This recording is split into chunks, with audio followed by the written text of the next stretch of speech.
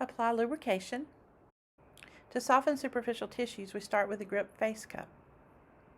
We continue our flash cupping or section and release with the extra small grip cup, progressing to the small cup, which allows us to go even deeper prior to gliding.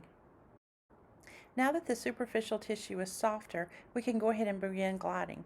If we try to glide before we soften the tissue, a lot of times the cup will not adhere to the tissue. We started with the extra small cup. Now we've moved up to the small cup. And the reason being is it's larger and it suctions a little bit deeper.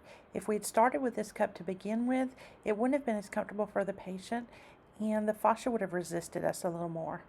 See how easy it's gliding? Now we're going to move up to the large cup. Now this is much deeper, so as you can see, we've slowed down our movement as it's grabbing the tissue. You'll notice we're not just following musculature. We're following fascial patterns that we've discovered due to thickening of the tissue and restrictions. That's our today's cupping secret for the grip cups.